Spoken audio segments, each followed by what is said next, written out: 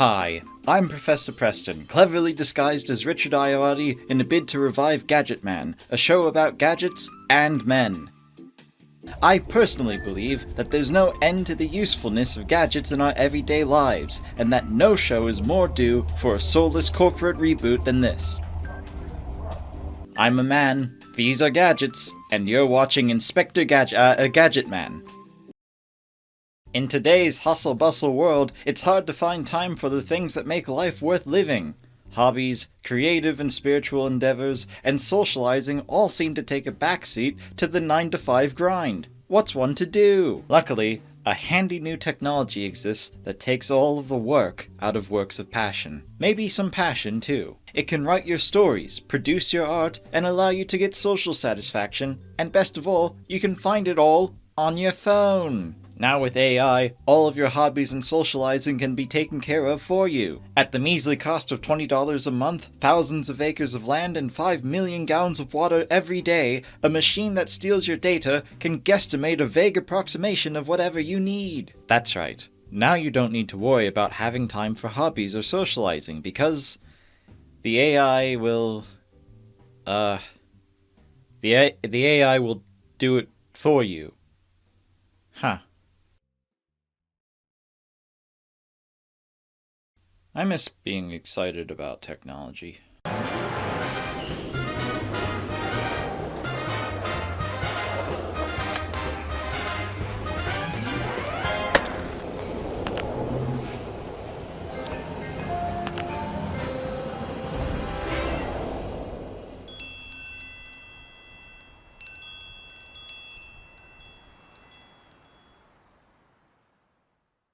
About 10 years ago, my brother introduced me to a BBC show called Gadget Man. I really enjoyed it, it was very cozy viewing, and recently I started watching it again because all the episodes were on YouTube for free.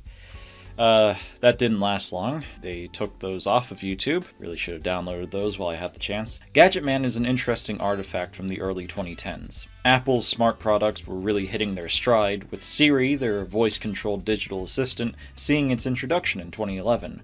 Smart devices were becoming very popular, and increased interest in app development caused those devices to become extremely versatile tools, not only on their own, but also when synchronized with external devices. The tech optimism of the decade prior was beginning to bear fruit in big ways. Gadget Man was initially hosted by Stephen Fry, but starred Richard Ayoade for most of its run. His approach was a lot more entertaining, in my opinion, as he chose to play a sort of misanthropic shut-in character who approached the gadgets from the point of view of someone who hates social interaction and physical exertion. Friends, the moment has arrived. I'm about to do what I and most civilized people have avoided their entire lives. I'm about to spend the night in a field. Because of this, the show was very tongue-in-cheek. A lot of the devices were shown to be comedically impractical, or to remove so much of the basic appeal of the activity that the gadget is augmenting, that you may as well skip both and stay at home. Like in the camping episode, where the mountain of expensive gadgets made camping more comfortable than normal, but not as comfortable as just staying inside. In isolation, these aspects may make Gadget Man look satirical, like the show's premise is to mock the world of gadgets, and don't be mistaken, a lot of the devices shown fall flat, and Richard Ayoade is happy to point it out. But the show really did stick to a sort of tech optimism at the end of the day. When a gadget worked, it was celebrated very strongly, and the show actually invented a few gadgets of its own that it proudly displayed, like their wallpaper pasting machine. The show struck an odd balance between mocking gadgets as cumbersome, expensive, shallow toys, and celebrating them as genuine artifacts from a not-too-distant future. Some of these devices celebrated in Gadget Man have become commonplace since then, like the saw stop, the table saw that deactivates when it detects skin contact, as well as a gaming accessory that can only be described as a clunky granduncle of the Nintendo Switch, and a 3D printer, which was prophetically heralded as a device that would change the way we go about making things in just a few years. The philosophy of the show was more or less that, while there will certainly be an avalanche of pointless, wasteful products, the trend of technology is overall a net positive. that technological innovation will only make life easier even with many missteps along the way. This is most evident in the episode about childcare, where Richard shows off a cavalcade of toys and robots that will help every parent take care of their child. The episode ends with Richard unveiling an automatic playground. Children spin the merry-go-round in the center, which produces electricity and powers the swings and other playground equipment that usually relies on parent power. The parents are now allowed to sit on the sidelines while their children take care of themselves without their parents needing to partake in any annoying play. Richard likens this to a project in Japan where pressure plates in the street were being used to generate electricity from civilian footfalls. Now, you probably see the problem with this. Robots that sing lullabies, swings that push themselves. These are devices that take parenting out of the equation of being a parent. Richard addresses this. Now, of course, in the real world where I sometimes live, it's nice to be with your children, to play with them, to actually spend as much time as you can with them. When you've been pushing the swing for about half an hour, something like this is a rather pleasant dream. No, according to Richard, these devices are simply there as a novelty for weary parents who simply don't have the energy that particular day. A sort of break from the norm, rather than a new one. He proposes that automated playgrounds and automated toddler care are novelties that can give a parent some reprieve.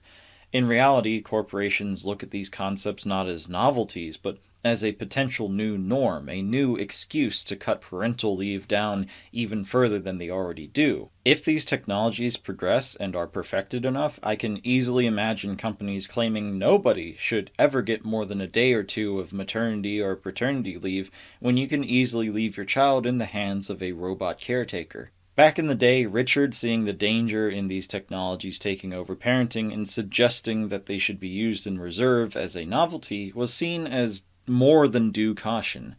Today, those sentiments, or the idea that any company would listen to those sentiments, come across as idealistic, possibly even naive. Do I really need to explain that things suck at this point?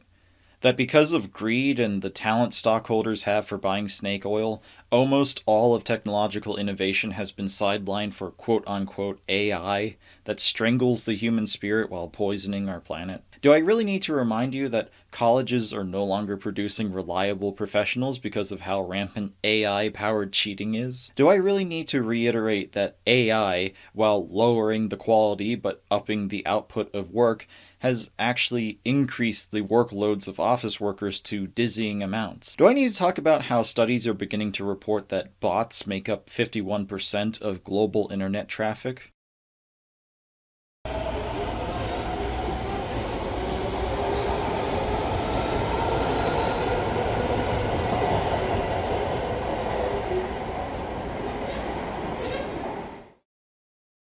The internet felt more like a place before it tried to be a place, before it tried to replace the world. Each website had its own aesthetic and its own purpose and its own culture. It was somewhere you went to, then came back from. You go to your friend's house, you go home, you go to the internet, and then you go home again. The internet was a cool place you can make a pit stop at, learn something new, exchange ideas with new people, and then carry on with your real life in the real world. Of course, the internet wasn't perfect. There was plenty of room for toxicity online, but there was a stronger sense that the internet ended at the computer screen. I think this was the fundamental promise of Fruitiger Arrow, or since some depressed millennials say that doesn't exist, this may have been our perceived vibe of that time period that companies have betrayed. Growing up, the nature-y vibes of tech, and tech often being shown alongside nature, and things like virtual pets being something portable and somewhat unintrusive, kind of felt like a mission statement. The idea of technology and cyberspace being a companion to real life. This vibe is so far away from the current philosophy of every tech company, whose current ideology is to have the internet constantly overlaid on top of real life, or, in the case of the metaverse, replace it entirely. The metaverse, of course, failed for reasons that are both obvious and less obvious, but I think what's more important than why it didn't work is why something like the metaverse was attempted anyway. Companies wanted complete control. They wanted their own world that they could own. They wanted your attention at all hours of the day. Personally, while the metaverse is more or less dying off in the corporate sphere, this big AI push comes across as just an extension of their philosophy of total control. So many ads for AI show people asking it for the dumbest things that most people can figure out with common sense. Increasingly, we hear stories where people can't form their own thoughts and need AI to do it for them. One particular anecdote I read was that one AI user would watch an episode of a TV show and then ask ChatGPT what their opinion should be.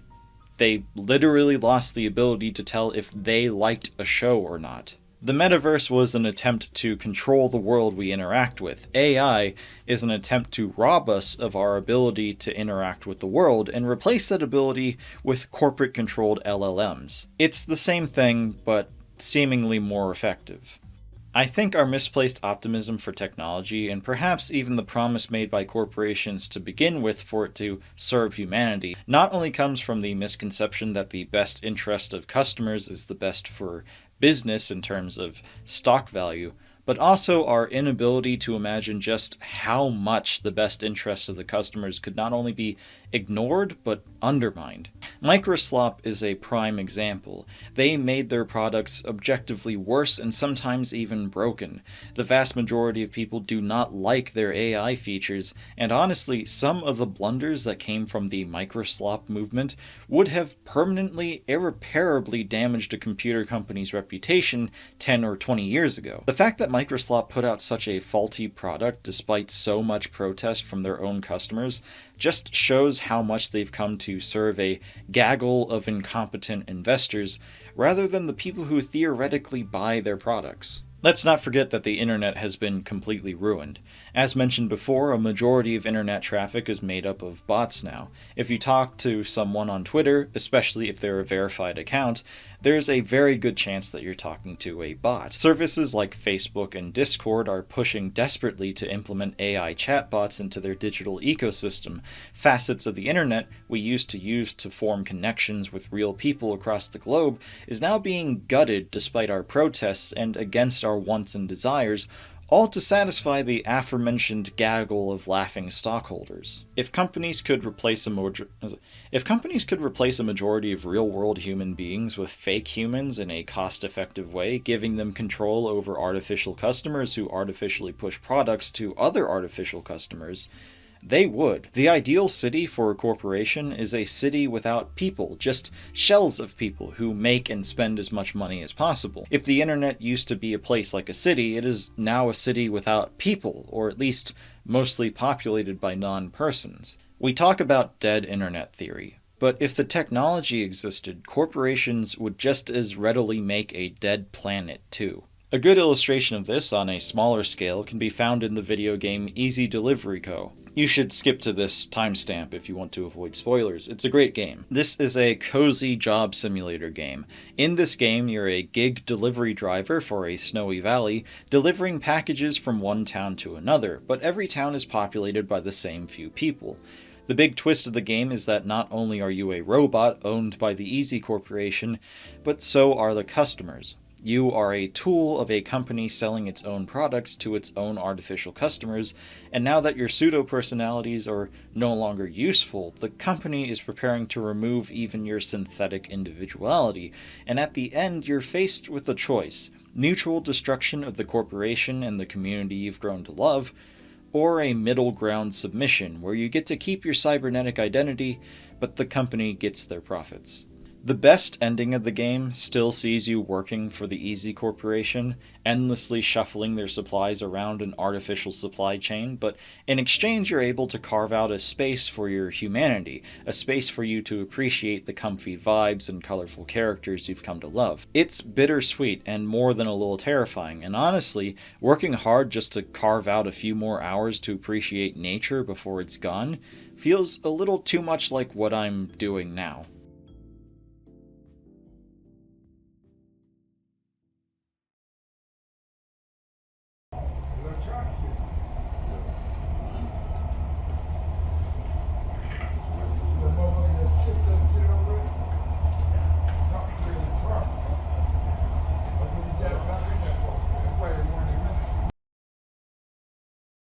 I miss when I was excited about technology. In the early 2000s, the possibilities were endless, and there was a notion that technology would be this companion to day-to-day life we never knew we needed. The 2010s gave us improved smartphones, handy tools, specialty toys, and a carnival of friendly-looking robots. Technology promised to make my life easier, but today I find myself reverting to physical notebooks, physical alarm clocks, and ways of watching media that don't involve scrolling in a desperate attempt to reclaim my life. For the most part, technology peaked. There's a reason smartphones haven't changed all too much in recent years or from version to version, and why tech investment has become so speculative, intangible, and counterintuitive.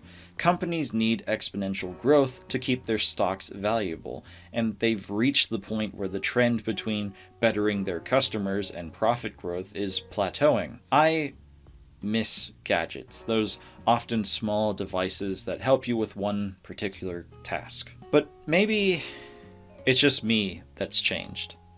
Technically speaking, a gadget is just a device, generally small, with a particular purpose, but some definitions of the word contain an important caveat, that gadgets are novel. Coffee machines, laundry machines, alarm clocks, smartphones, these are all technically gadgets, but they've become white noise over time. We take it for granted that you can buy an alarm clock for $5, or for $30 you can get a cheap, reliable source of morning dirt water, because these gadgets have become so integrated into our lives that we just see them as part of the scenery. When you discover the giant squid, it's no longer a cryptid, it's just a big animal, and by integrating gadgets into our everyday lives to the point where everybody has and uses them, they aren't gadgets anymore, they're just devices. There are still gadgets, just like the ones in Gadget Man, being made today, and not all of them have AI shallowly plastered all over its marketing. These gadgets, just like back in the day, are expensive, serve only one narrow purpose, and are gimmicky and sometimes shallow. They're the kinds of gadgets that were made fun of in Gadget Man, but they are gadgets, and I can even see some of them being useful. When we look back at gadgets from the past, we often remember the successes. We remember the SolStop, the 3D printer, the concept that would eventually bring us the Nintendo Switch, but we sometimes fail to remember that a majority of gadgets talked about in shows like Gadget Man were flops. So maybe gadgets do still exist. Maybe technology can still serve humanity, can serve as a companion to the real rather than a replacement. On the other hand, any gadget that uses cameras or maps your house in any way, like the various cleaners that are undoubtedly the most concretely useful gadgets, are most definitely going to be used or are being considered for use in an eventual surveillance state. When it comes to the past, I look at it through rose-tinted glasses. When it comes to the present, I'm clearly jaded. When it comes to the future, well, I believe in a better future for the world.